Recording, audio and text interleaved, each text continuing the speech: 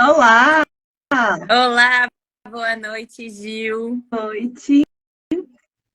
A gente vai então dar início, né, nessa série de lives promovida pela Zelo Consultoria, de professores e professoras que inspiram. E a convidada dessa noite, muito especial, que eu estou muito contente de poder conhecer o trabalho, que a Gabriela já contou bastante. Eu pude também pesquisar um pouquinho antes ali, né, na tua página.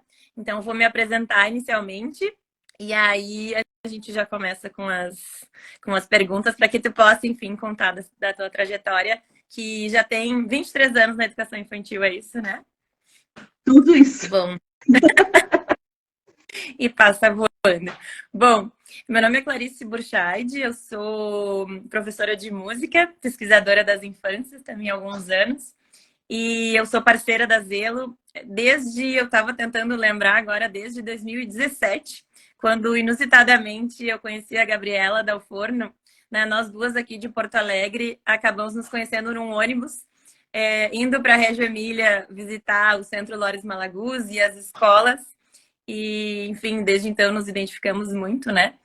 E quando tem algum trabalho, uma formação musical, né, com os professores relacionada à música, à infância, às artes, culturas, muitas vezes eu estou conduzindo essas atividades. Também pude participar do Seminário Zelo, avaliando alguns trabalhos, então sempre acompanhando de perto o trabalho, né, de toda essa equipe, que é fantástica, enfim.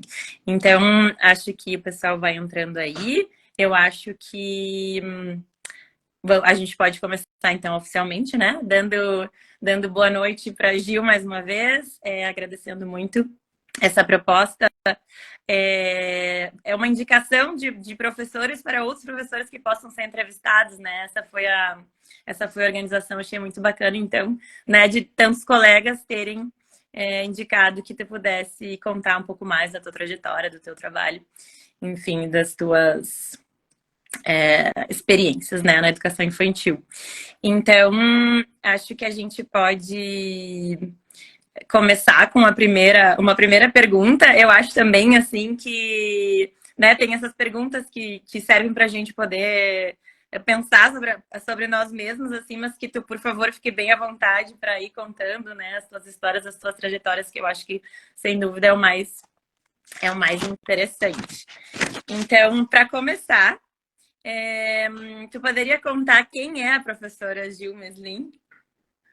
Nossa Senhora, gente, não me enviaram as perguntas antes para se preparar. Não sabia que ia ter pergunta existencial assim.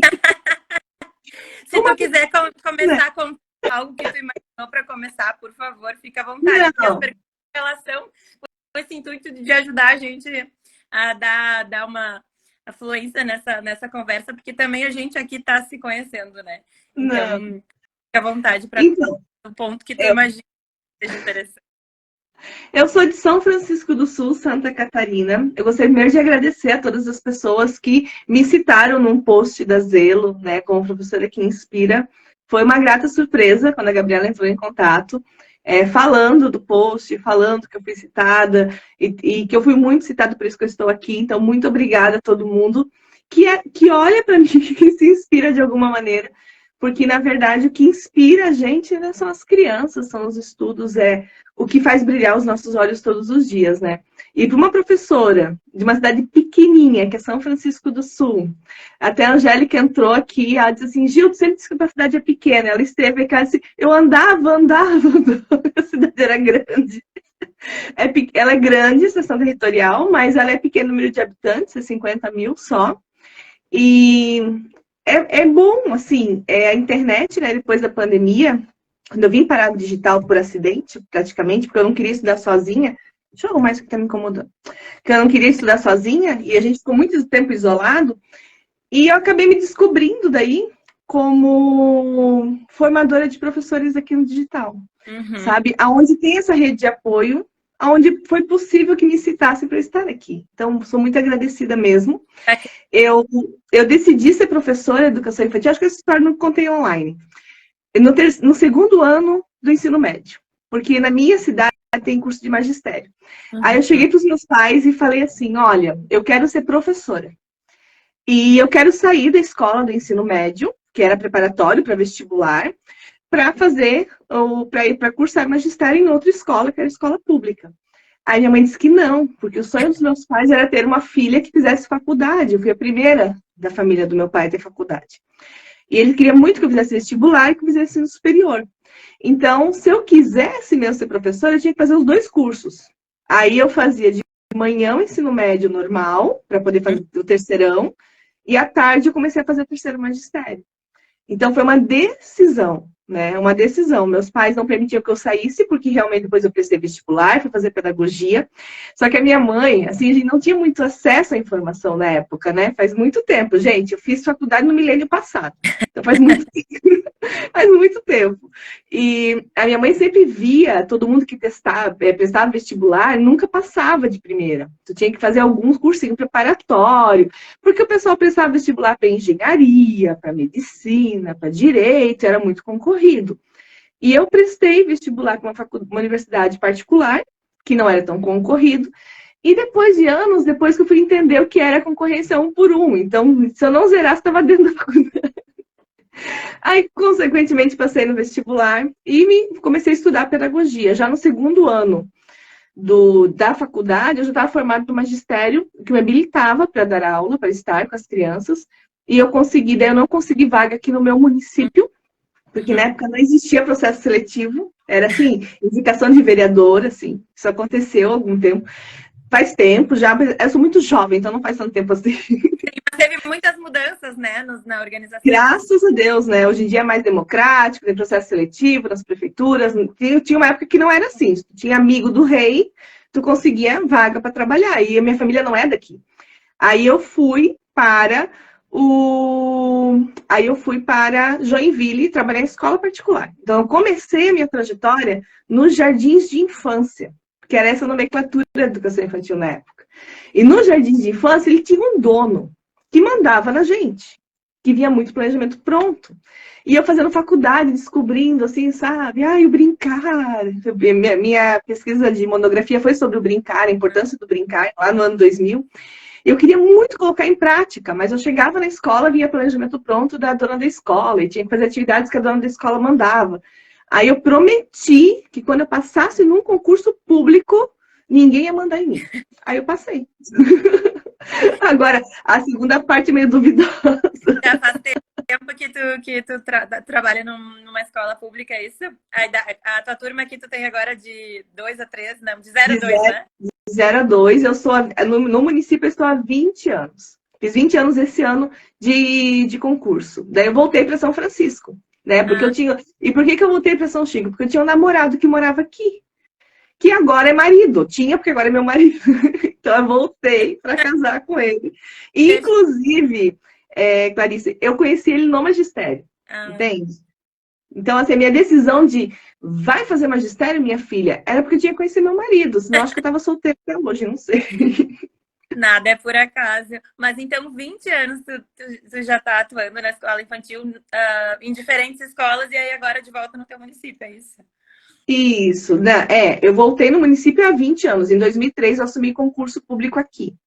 Eu fiquei 4 anos em escolas de jardins de infância, né? Passei por 3 escolas, 1 ano em cada escola e 2 anos na última que eu fiquei, que eu saí para assumir o concurso público. Ah, tá, que foi direto em São Francisco. São Chico. Aí voltei para São Chico. E uma tipo um programa de volta para minha terra. Desculpa, não ouvi. Tipo um programa de volta para minha terra. Nesse estilo. Assim. Que coisa boa, né? Poder levar para sua terra, voar, né? E poder botar em prática tantas coisas no lugar que é tão caro para nós, né? Eu acho que isso é um sonho mesmo. E não, me veio uma curiosidade durante todos esses anos. Em algum momento tu pensou em ir para outra área, para outro foco, ou foi sempre numa crescente de algo que tu foi construindo e sempre solidificando naquela trajetória? Eu digo isso porque eu acho que é algo que às vezes acontece, né? na vida dos professores comigo já aconteceu. Será que eu vou por aqui? Será que é por ali? Mesmo eu não sou, né, eu não fiz a pedagogia, eu sou licenciada em música. Então, os caminhos às vezes vão indo para lá, para cá, mas eu, desde que tive o contato com os bebês, me apaixonei pela educação infantil, foi por aí. Mas eu sei que cada um vai construindo, então tenho essa curiosidade, se tu puder também contar um pouquinho. Quando eu comecei a estar com as crianças, a dar aula, que naquela época era dar aula, né? A minha primeira oportunidade foi no Jardim de Infância, que eu me via como professor de ensino fundamental. Eu queria ensinar, eu queria corrigir prova, gente. Sabe, eu brincava, eu fui aquela criança que brincava de escolinha com os bichos de pelúcia e com as Barbie. Eu adorava dar nota baixa pra galera quando eu brincava de escolinha, sabe? Eu tenho bem viva essa lembrança, assim. Fazia diário de classe dos meus cadernos velhos. Então, eu sempre achei que eu fosse dar aula mesmo para o ensino fundamental.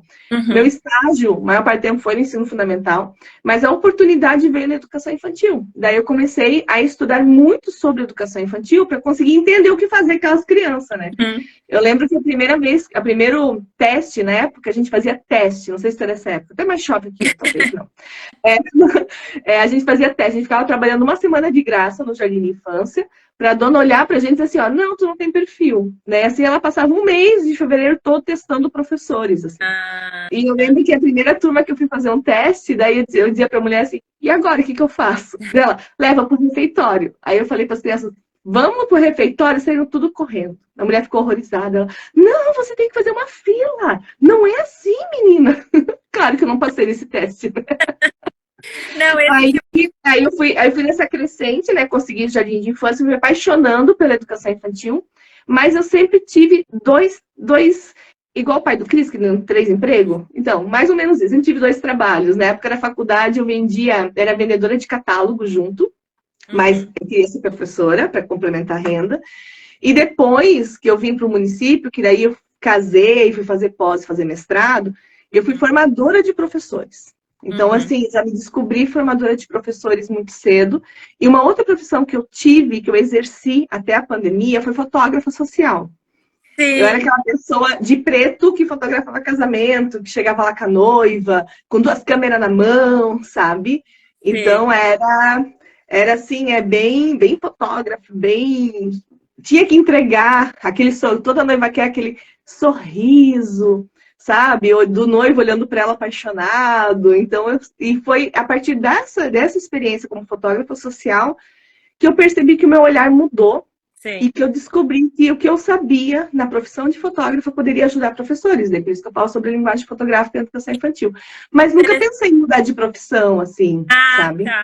Deixa eu tem uma pergunta ali, acho que é da Gabriela. O que seria ter perfil para educação infantil, para docência na educação infantil, no teu entendimento? É essa pergunta, né, Gabi? O que eu achava na época que tinha que ter perfil, né? Quando eu não tinha, eu achava que eu não tinha perfil para educação infantil, gente, eu não sabia trocar uma fralda. Eu não sabia nada. Num teste também que eu fiz em outro jardim de infância particular, que a gente ia fazer um teste, eu lembro que o primeiro dia que eu cheguei, chegou um bebê, aí me deram o bebê no colo para consolar, porque era adaptação, era fevereiro e tal. Aí assim, e Gil, tem que trocar a fralda dele. Aí eu lembro que eu peguei a fralda descartável na mão e perguntei para a dona da escola, como é que faz? É claro que eu não passei nesse teste, né, gente? Eu lembro que essa dona ela foi bem cruel. Ela olhou para mim no final de uma semana e disse assim, ó, tu tá jogando dinheiro fora com a tua faculdade. Tá jogando dinheiro fora. Tu não tem perfil para ser professora. Tu não tem perfil, sabe? E isso me chocou bastante, assim, porque eu lembro que fui chorando para casa porque nem eu sabia, porque eu tinha um magistério, mas coisas práticas, troca de fralda, o que fazer com as crianças, isso no magistério eu não aprendi. Na faculdade eu estava indo nas disciplinas que, né, hoje em dia ainda o estágio é antes, tem toda uma mudança grade curricular. Naquela época, a prática era no último ano. Tu ficava entendendo todos os filósofos da vida até o 3º ano da faculdade. Então não tinha realmente. Agora que realmente foi mudando, acho que a Gabi pontuou ali, que eu acho que é um ponto bem importante, né? A visão que a gente tinha do que é ser professor e a ideia do que é ser professor de bebês. E se existe esse perfil, ou né, quando a dona da escola vem e te diz que tu não tem perfil, será que é o perfil ou tu não teve a formação antes, né? A oportunidade de poder aprender sobre isso? Então, é interessante também, né? E também a constituição das escolas, como foi se dando, né? Desde Só vou colocar meu celular para carregar aqui. Que, meu Deus. Pode falar. tá. Acho que esse ponto, depois ali tem a nossa segunda pergunta oficial, que acho que vai levando também nessa direção. Mas talvez se tu puder comentar se na tua compreensão existe esse perfil, ou existe esse perfil também ligado à oportunidade de conhecer sobre esse universo, né? Que na nossa formação, claro, né, de novo, eu não fiz a pedagogia, eu fiz a licenciatura em música, que é para tu atuar como professor de música. Eu não tinha aprendido praticamente nada sobre bebês, né? A formação é um pouco diferente. Até tinha uma professora maravilhosa que se chamava Esther Bayer, que tinha um trabalho com bebês na faculdade, pesquisa, muito interessante e tudo. Mas fora isso, assim, a gente tinha uma formação que pressupunha que tu ia lá ensinar música antes daquelas pessoinhas. A música vinha primeiro, né? E aí eu, por exemplo, quando fui conviver com bebês, né? Eu fiz primeiro oficina de música, depois na escola também atuo com essa faixa etária bastante. Eu fui entender que primeiro é o bebê, né? Então, e aí depois, né? Aquela convivência que vai se dar pela música, vai se dar pela brincadeira, vai se dar pela dança, pelo movimento, né? No cotidiano, enfim. Então, acho que essa questão do perfil e oportunidade de aprender sobre, né? Talvez se tu puder Não, e assim, comentar. o perfil que eu já ouvi de professores de educação infantil, sabe? E que eu acho que é fundamental. Você tem que gostar de criança. Não basta só gostar de criança. Tem que ter estudo, tem que ter formação, mas você tem que ter afinidade com essa etapa da vida. Tem gente que não tem afinidade, que cai de paraquedas, e eu já tive altas discussões com alguns professores nessa trajetória de 23 anos, 24 anos de docência, que olha e diz assim, eu não gosto de criança.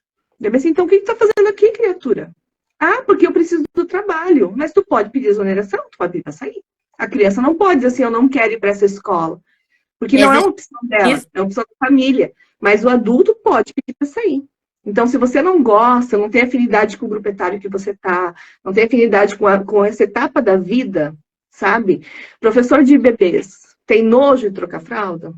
Não serve para estar com os bebês, sabe? Então, assim, você tem que ter afinidade com essa etapa da vida, primeiro ponto. Mas só isso não basta. Tem que ter estudo para a gente conseguir entender e ressignificar, né? Ressignificar nosso olhar para a infância, como você disse, né? Entender não só da técnica de ensinar música, mas entender desse ser humano que vai estar contigo nesse momento com a música. Então, eu acho que isso é fundamental. Fundamental.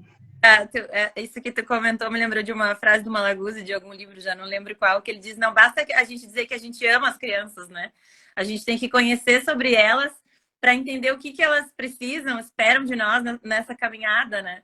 Então, assim, de entender que é um compromisso do professor, né? É, se não gosta, né? Tu tem a opção, né? A criança não tem a opção de estar ali, né? Mas o adulto tem. Acho que isso que tu traz é tão importante, enfim. E alguém que goste, que se encante com assim, que consiga sair do lugar de adulto e enxergar a potencialidade nessa criança. Que por muito tempo a gente tem frases clássicas, né?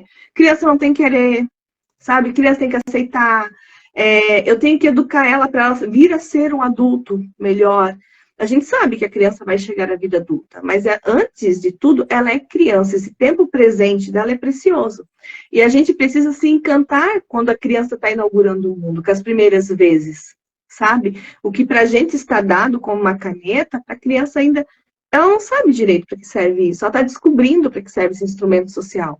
Então, a gente conseguir se encantar com as teorias que elas criam, que não são as teorias acadêmicas e científicas, não tentar colocar nossas expectativas em cima das crianças, sabe? Sim. E tudo isso vem do perfil. Sim, ali na descrição das tuas experiências, das falas, agora eu lembrei que eu estava lendo, enfim, né, que as meninas compartilharam da Zelo.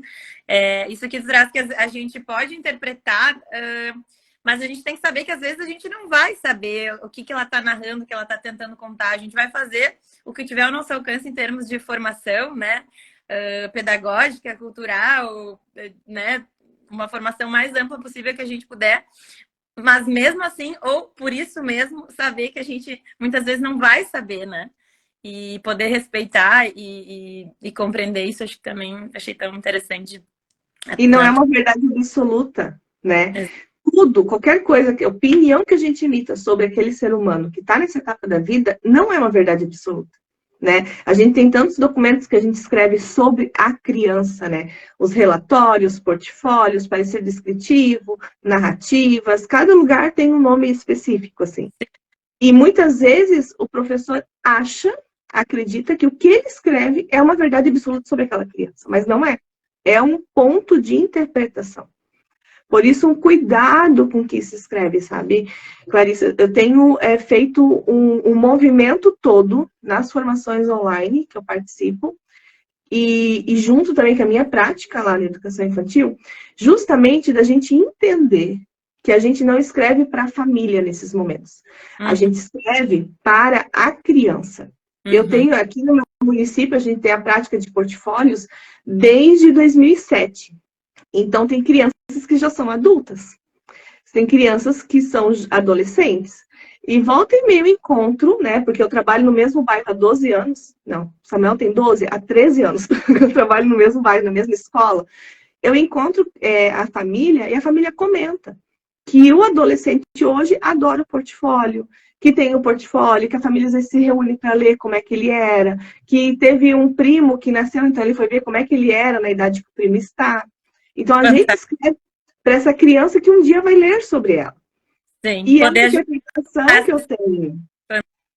Fantástico.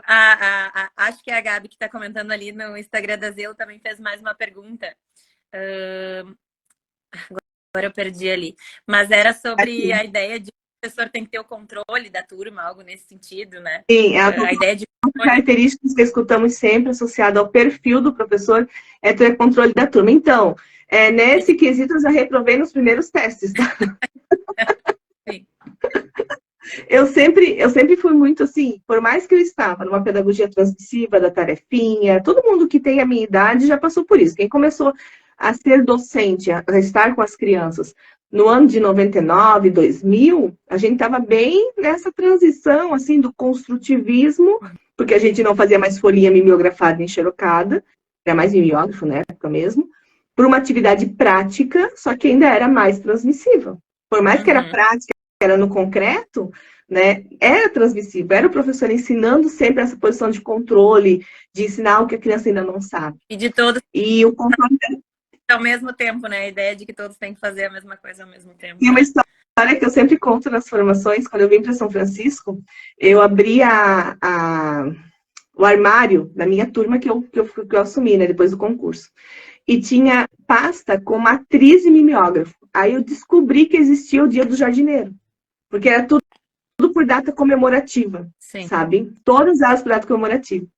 E em 15 dias de trabalho, né, como professora recém-contratada por concurso, eu tive uma reunião com a minha coordenadora. Era a coordenadora na cabeceira da mesa, as minhas duas colegas, que estavam comigo na época, e eu na cabeceira de cá. E naquela época, o município tinha formações continuadas no município de Balneário Camboriú, que é bem badalado aqui, no Santa Catarina. E a gente ficava uma semana no hotel, tendo formação durante o dia, sabe? Igual aqueles congressos de executivo, assim, igualzinho. A gente era muito top, era chique. Acho que a primeira vez que eu fiquei no hotel na vida foi nessa formação. E todas as refeições inclusas, era chique demais. E eu lembro que eu voltei da formação, pensando, né, que uma das formadoras, o nome dela era Jussara. E me marcou muito, porque ela falou que ela foi chamada para atuar na Secretaria de Educação do município dela, porque o trabalho na escola dela era muito diferente. Então, viram a potencialidade e chamaram. Eu lembro que estava sentada e eu pensei assim, queria tanto saber alguma coisa diferente do meu trabalho, assim, fazer um trabalho diferente, inovador, para ser reconhecida pelo meu trabalho. Todo professor quer, né, ser visto, ninguém gosta de ser anônimo. Queria fazer um bom trabalho, sabe, ter uma boa ideia, deixar um legado. Aí, quando eu voltei para trabalhar 15 dias depois, estava sentada nessa situação e as minhas colegas reclamando que não queriam mais trabalhar comigo. Não queriam trabalhar comigo. Não queria de jeito nenhum. Aí a minha coordenadora perguntou por quê? Porque eu não tinha controle de turma, que as crianças brincavam muito, porque era caixa de papelão para tudo quanto era lado, porque eu levava caixas de fogão, caixas grandes, era turma de dois a quatro, para entrarem, para brincarem, né? Que eu não queria fazer atividade em folha, então as crianças não aprendiam. Aí a minha coordenadora na época olhou para mim, Giovana, por que você trabalha assim, Que bom. né? É tão diferente. Aí eu lembro que na época eram os referenciais curriculares nacionais, que eu sabia decore e salteado, né? E comecei a citar os eixos dos referenciais, comecei a citar os livros que eu li, A Importância do Brincar, a Gisela Vascope, a Mônica Fantin, o Vygotsky, né? Sobre a importância do brincar na primeira infância. Aí a coordenadora falou assim, olha, a gente vai para curso lá em Balneário, todo mundo fala, ninguém entende. É a primeira pessoa que está colocando em prática o que a gente aprende em Balneário. Então, vocês vão ter que trabalhar com ela. Mas esse discurso ainda é muito menos forte, sem dúvida, né? Mas a ideia de que não tá aprendendo, né? Às vezes eu ouço muito assim nas escolas, eu vou botar o fulano na outra escola, porque nessa escola eles brincam muito. Então ele aprende menos, né? Ainda existe um pouco essa, né, essa falta desse conhecimento circular mais, né? Então, mais um agradecimento e palmas para as gurias aí da Zelo, né? De poder trazer esses assuntos, enfim, de alguém com essa experiência tão bacana, essa trajetória. Eu vou te dizer a segunda pergunta, na verdade, acho que tu já vem falando, mas para eu não perder esse fio, né? Mas, de uma certa forma, algumas coisas tu já trouxe, né? Então, conte-me como tu foi construindo a tua profissionalidade até chegar ao momento atual.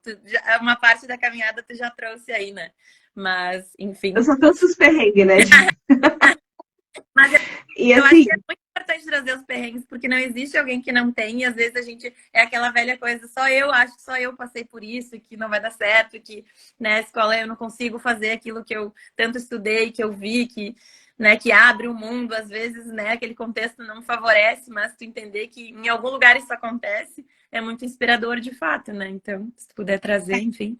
E assim, eu sempre gostei muito de ler a teoria e colocar em prática, como eu falei para ti, né? Eu pesquisei o brincar na pré-escola lá no ano 2000.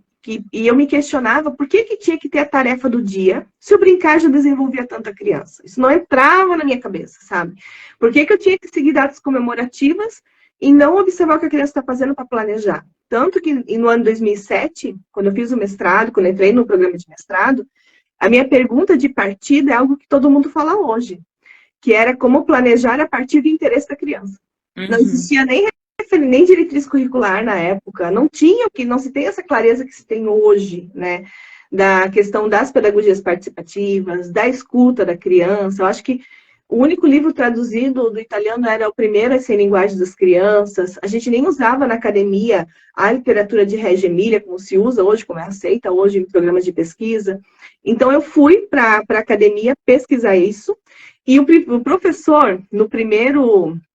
Porque eu queria colocar em prática o que eu queria provar para todo mundo que o brincar era importante. Porque eu sempre fui muito questionada. Sempre, gente. Os meus relatórios, meus registros em citação de livro. Porque eu fazia e me questionavam por que eu não seguia o fluxo que toda a rede segue. Eu sempre fui muito fiscalizar, pessoal visitar, perguntar, pedir para ir mais devagar, porque as minhas colegas não estavam entendendo o que estava acontecendo, isso lá em 2003, 4, 5, 6, 7. Então, depois de 5 anos que eu fui para a academia, então, se eu vou provar, vou criar uma teoria que o brincar é importante na minha cabeça. Mas no primeiro seminário de pesquisa, o professor que estava na banca lá, porque a gente apresenta, né, hipótese de pesquisa, pergunta o que você quer pesquisar quando você entra, assim, pelo menos era na minha época.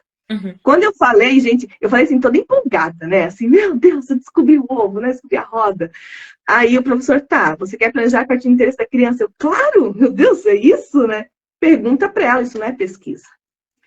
Eu fiz um mestrado em Blumenau, eu moro no litoral. Gente, eu desci a serra chorando, de raiva do professor, sabe? Porque eu teria que mudar toda a minha literatura que eu tinha lido, preparado para pesquisa, tudo, teria que mudar tudo, porque não foi aceito o projeto.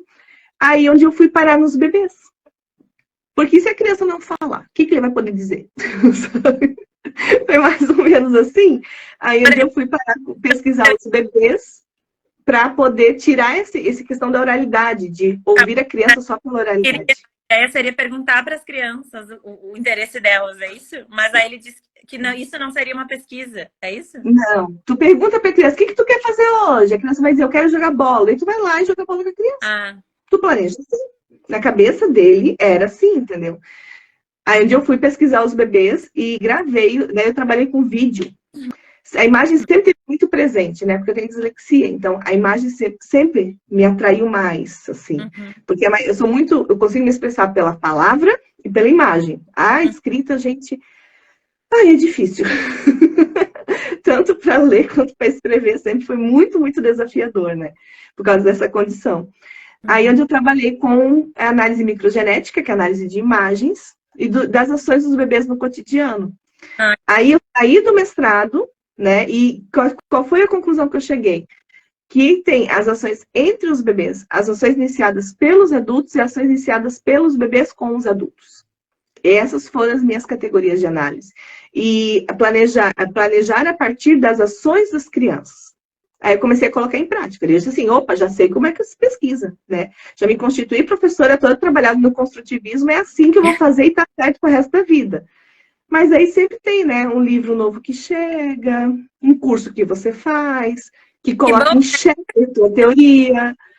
Aí a gente vai se constituindo assim, sabe? Tem gente assim, Gil, quanto mais eu estudo, mais eu sei que eu não sei. É assim mesmo, né? Eu era a rainha da estimulação precoce. Não, tem que estimular o bebê a andar. Então, tu já coloca o bebê sentado antes de ele conseguir sentar, para fortalecer os músculos, de ficar durinho. Eu fiz muito disso. Aí eu fui estudar abordagem Piper, porque eu não concordava. Descobri que eu tive que me mudar de opinião, porque tem muita congruência no que ela fala, na pesquisa da motricidade livre. Então, assim, e eu sei que daqui a 10 anos, talvez vai chegar outro estudo que vai me desestabilizar de novo, ou antes disso, e eu vou fazendo pequenos ajustes, a gente vai se modificando entre estudo e prática, estudo e prática. Assim, é assim que eu me constituí, eu acho. Entendo. E a ideia de que vai seguir, né? Eu acho que isso Sempre. é tão importante também, essa ideia de entender que naquele momento a gente tinha aqueles conhecimentos, que eu tinha e que se tinha, né? Digamos assim. E que, né, as coisas foram... enfim, vieram pesquisas, coisas mudaram, algumas coisas mudaram, voltaram, mas assim, eu penso que o importante é esse compromisso de entender que o humano também muda, a condição também muda, e não quer dizer que necessariamente aquilo fosse ruim ou errado, mas talvez nesse momento não seja mais adequado, né? A não ter uma certa culpa que eu acho que às vezes a gente tem, porque as coisas realmente foram mudando, as pesquisas, as escolas, tudo, né? Então a gente vai se transformando. A pedagogia é uma ciência em movimento, né? Até acho que tem mais uma pergunta ali da Gabi. Gil, valeu fazer o mestrado para a tua constituição docente? Nossa, gente, eu amo pesquisa. Amo. Antes de eu vir para o digital, eu trabalhava numa faculdade com orientação de TCC. Adoro. Sabe, assim, texto acadêmico, gente, eu adoro ler. Quando tem assunto novo, o primeiro lugar que eu pesquiso é o banco de tese e dissertações. Para ver se tem alguma pesquisa na área, leio os resumos, se eu gosto de resumos, já leio a tese, leio a dissertação. Eu sempre gostei muito, sabe? Apesar de ter dificuldade de entendimento, eu sempre gostei muito de ler e fazer essa análise mesmo, casar teoria e prática. Então, o mestrado, a prática de pesquisa, me ajudou a entender muito a documentação pedagógica. Algo que a gente fala que é muito difícil de fazer, né? Que é o processo documental, que é fomentar e sustentar a pesquisa junto com a criança. Eu nunca tive dificuldade, assim, depois que eu entendi que aquilo era uma pesquisa, a pesquisa acadêmica me ajudou a enxergar melhor. O que é essa observação, né? Eu comparo que essa observação que a gente faz da vida cotidiana é a observação empírica que a gente faz nas teses. Só que a diferença é que quando a gente está fazendo uma pesquisa acadêmica, a gente vai comparar essa observação empírica com uma teoria específica. Agora, a gente não compara com teoria nenhuma. A gente compara com a teoria das próprias crianças, né? Nesse processo documental. Então, para mim, a constituição docente foi incrível, sabe? Eu queria fazer doutorado, muito, né? Até tentei, logo depois eu defendi em 2009. Mas em 2010 veio meu projeto de vida, que é o Samuel.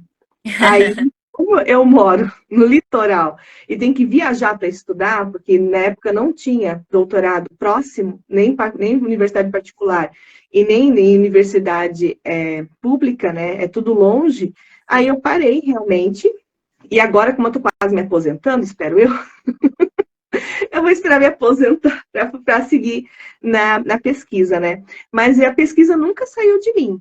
Eu sempre, Isso sempre que eu ia estive. comentar, né? Esse Não, não. espírito, essa compreensão de que a pesquisa faz parte, quando tu aprende isso, para mim ficou muito marcado também no mestrado. Aquilo fica contigo. Eu acabei seguindo para o doutorado, enfim, mas aquilo mudou para mim porque a maneira de tu justamente enxergar essa pesquisa com as crianças, essas formas de narrar, de entender como se dá essa aprendizagem, né, individual, no coletivo, eu me identifico muito com a tua fala, porque realmente para mim aquilo é pesquisa também, é um outro tipo de pesquisa, mas é a maneira que a gente aprende, que aprende junto, que ensina um pouco essa teia, assim, né? Te ouvindo falar me Aí remeteu. o que eu continuei fazendo? Eu continuei publicando, mesmo depois da defesa. Então, eu lembro que o último evento que eu fui foi em 2000, o Samuel era pequeno, foi em 2012, na Amped Sul, ou 2011. Foi em Caxias do Sul. Eu Uhum. publiquei um artigo junto com uma colega, que também é pesquisadora, e que seguiu para o doutorado, hoje ela é doutora em educação. Mas na época foi tão difícil sair do município, gente, meu Deus do céu, assim, para conseguir liberação sem descontar, foi um parto, sabe? Foi muito difícil. Daí eu desisti e parei de publicar. Continuei fazendo as minhas pesquisas com as crianças, mas aí teve sabe, um hiato, assim. Porque não tinha, para mim, lógica, fazer pesquisa, escrever e não ter com quem socializar. E eu Sim. achava um barato. Quando eu ia nos eventos, era assim, tipo, Clarice da universidade tal, fulano da universidade tal. Daí a pessoa vai lá e dizia assim, oi, eu estou fazendo doutorado, estou fazendo mestrado. Quando eu ia apresentar nos congressos, né, da academia, era assim, eu sou a Giovana, eu sou do CEMEI Pantera Cor-de-Rosa. Todo mundo olhava assim, meu Deus, como assim? Mas Porque, isso isso aconteceu comigo em várias situações também, porque eu não estou em nenhuma universidade, estou na escola também, e aí, o que tu coloca ali? Eu represento tanta coisa, né? Não estou numa universidade nesse momento, mas é, esse coletivo de ideias, né? Enfim, mas já passei por situações, né? Todo mundo, a fulana, professora de tal lugar, uhum, né? E acho que isso é interessante também, até quando a gente fala, eu mesma aqui falando, pensando, né, o status que a gente dá. Enfim, que é um outro, né? E eu acho que talvez isso seja um ponto tão interessante de tu poder trazer desse contexto da educação infantil, né? E de tantas atividades que tu consegue desenvolver estando na escola, pesquisa, né? Tu tem o teu trabalho de formação e acredito que alcança também muitos professores, né? Tô conhecendo agora, olhei um pouquinho a página, mas acho que tão interessante também essa trajetória de poder, enfim, atuar em todos esses âmbitos sem perder nenhum e especialmente de uma certa forma podendo estar com os bebês, que até onde eu entendi na tua fala e também lendo, que é o que te inspira, que te alimenta, né? Essa ideia da presença que eu penso que seja tão importante que tu traz ali, que é algo que eu sempre penso e também enfim, informações com colegas e na escola, essa ideia da gente estar presente, né? É um privilégio, essa possibilidade, né? Eu trabalho com, enfim, trabalho muito com os sons, e agora tô falando e te lendo aqui, lembrei para comentar. Antigamente, né, que não existia gravação, não existia vídeo, tu traz a ideia da foto, né? Então aquele momento era único, ele acabava, né? E de uma certa forma a gente tem tanto esses recursos de gravar as crianças, de mesmo de fotografar, mas entender que aquele momento é o precioso, né? Então tu vai lá e com a tua fotografia, que eu fiquei super curiosa para saber mais desse viés, assim, das imagens, né? Aí tu capta aquilo, ou tenta captar, né? Mais ou menos aquele instante, aquela sutileza, eu imagino, assim. Mas o quanto para tu poder ter essa percepção, essa sensação, esse olhar, essa escuta, enfim, do que tu vai captar, o quanto tu tá presente ali também, né? Ou às vezes o quanto é necessário uma outra colega estar ali contigo, com uma compreensão similar à tua, para que aquela cena possa acontecer de verdade, né? Seja algo real, onde todo mundo está aprendendo e tendo um momento que signifique mesmo nessa vida, que marque, enfim, né? Muito legal. Eu vou te. Agora eu tô vendo que já tá mais para lá do que para cá do horário. Eu tenho mais duas perguntas e depois, talvez, se alguém quiser perguntar também, ficar à vontade, né? Eu vi que teve um outro comentário que eu não consegui ler rápido. Se alguém quiser retomar alguma coisa também na sequência. Mas então, um pouco também, de novo, tu já trouxe, mas eu não posso deixar de pontuar aqui as perguntas.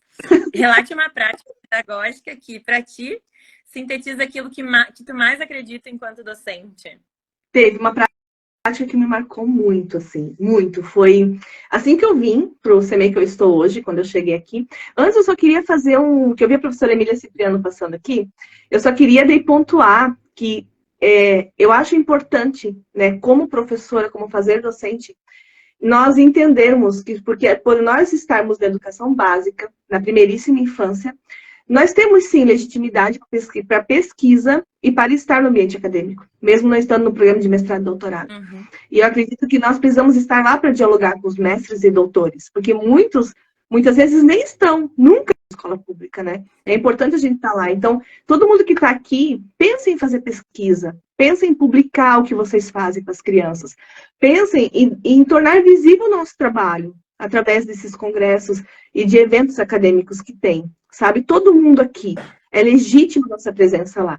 E foi através dessa presença que eu voltei para publicar em 2018 que eu conheci o grupo Criando, que hoje eu não posso dizer que eu sou uma professora sem grupo de pesquisa, que faz parte do Criando da PUC de São Paulo.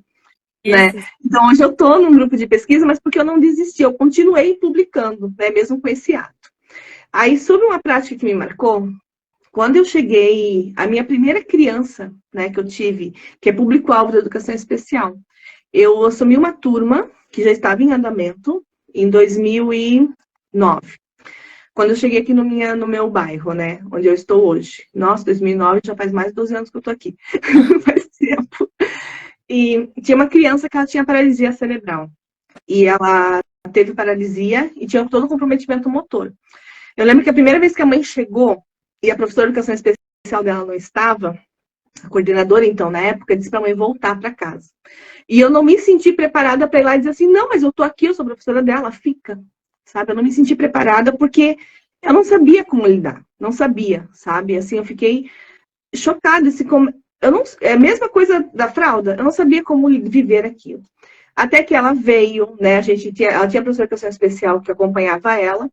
E eu lembro que uma das tardes era uma turma de pré-escola de 4 anos.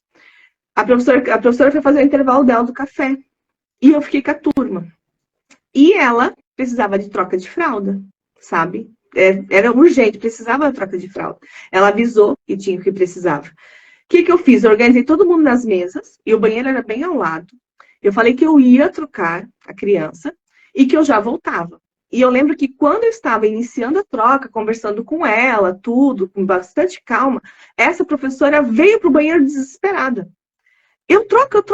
Eu lembro que eu olhei para ela e disse assim, ei, por que tu tem que trocar? Ela disse, não, porque eu sou professora dela. Eu disse, não, nós duas somos professora dela. Tu vai voltar lá, terminar o teu café, porque as crianças estão bem tranquilas na sala e eu vou trocar ela. Se tu quer ajudar, tu vai lá assumir a turma, porque é bidocência, não é assim, sabe?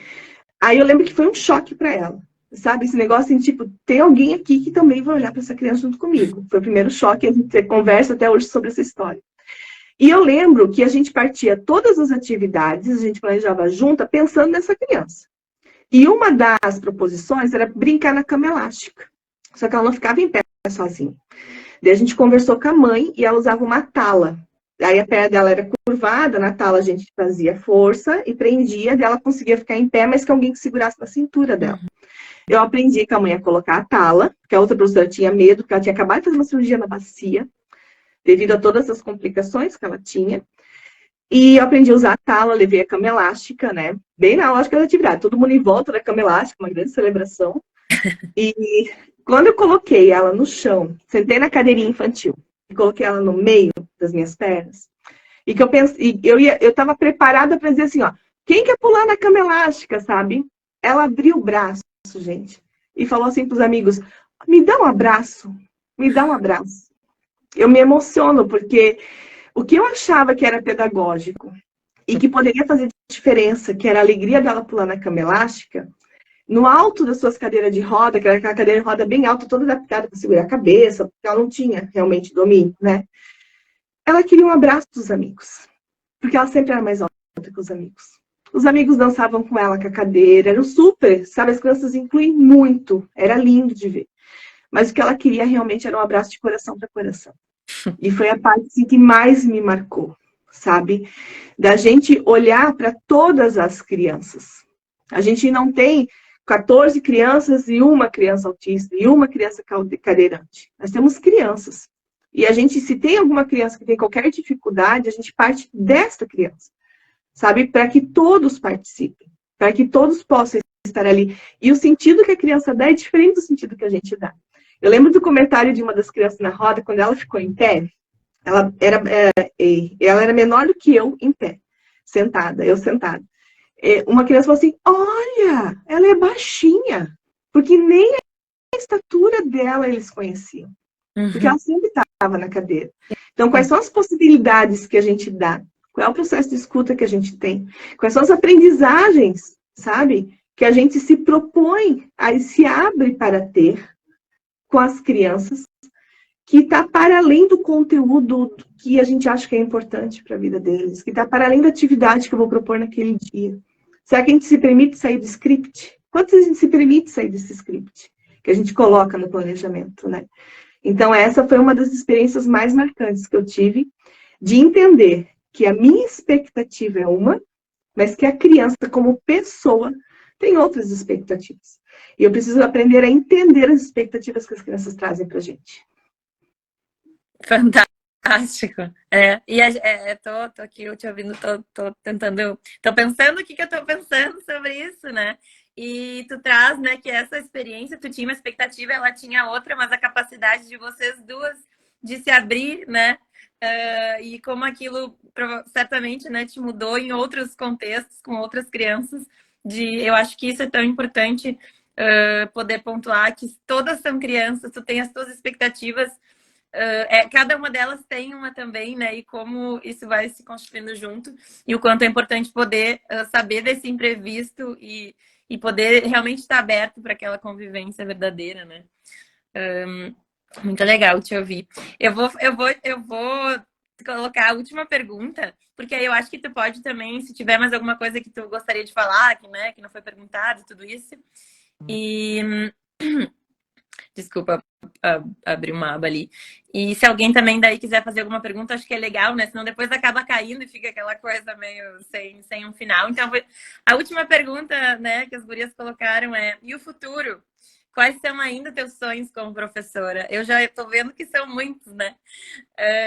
Mas, enfim, se tu puder contar um pouquinho sobre isso. E daí, pessoal que está, né, acompanhando, se quiserem também, né, fazer alguma pergunta, tô vendo que tem vários elogios aí para ti. Então, realmente, uma alegria mesmo, uma oportunidade de poder te escutar e, enfim, se tu quiser falar um pouquinho sobre esse futuro aí. Então, o futuro da Gil, professor de educação infantil, né, eu quero permanecer com as crianças. Está cada vez mais desafiador por conta da rotina de formação, né? Estar na escola, a gente exige da gente uma presença em um tempo, né? Eu não posso negligenciar. E tem a Gil, que é professora de professores, né? Que está aqui no digital, que produz conteúdo, que faz live, sabe? Que gosta de acompanhar o processo de professores, né? A Gil, professora, o meu plano para o futuro é acompanhar o meu grupo, sabe? Eu tô com o meu grupo desde o ano passado. Tem crianças que chegaram pra gente com 3 meses de idade. E hoje estão com 1 ano e meio. Né? A gente estava comentando lá na escola, porque nós ficamos praticamente com o mesmo grupo de docentes, de um ano para o outro, né? Entrou 2 professoras novas e permaneceram 2 professoras. E tem criança ali que conhece a gente desde sempre, porque a gente sempre existiu para ela, né? Que memória que ela vai ter de 3 meses de vida? Então, assim, o olhar deles para a gente, sabe? É de uma confiança. Eu me pergunto onde eu sou digna dessa confiança, sabe? Porque é um brilho no olho, é encantador. E eu quero seguir com esse grupo, né? Porque aqui no meu município, a atribuição de turma é por meio de uma normativa.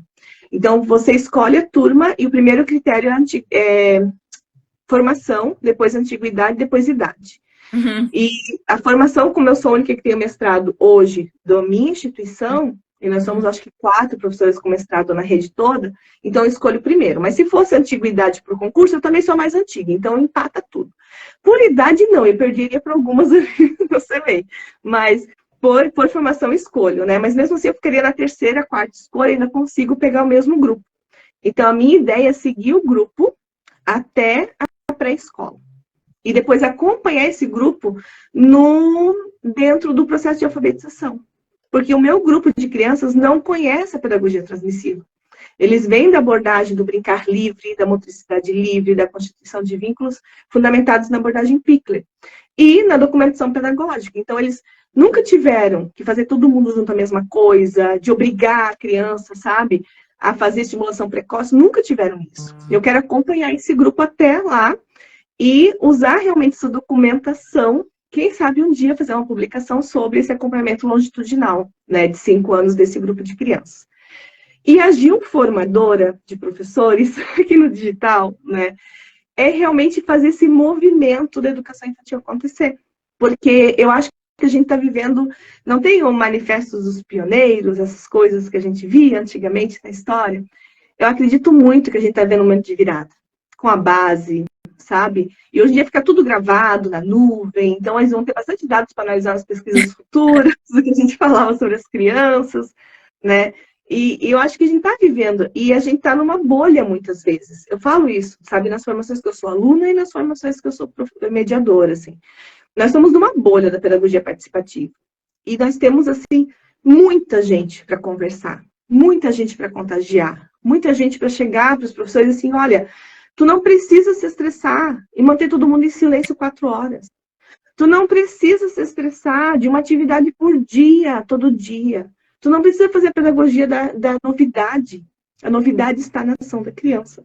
Então, acredito nesse movimento, né? E expandir quanto mais esse movimento.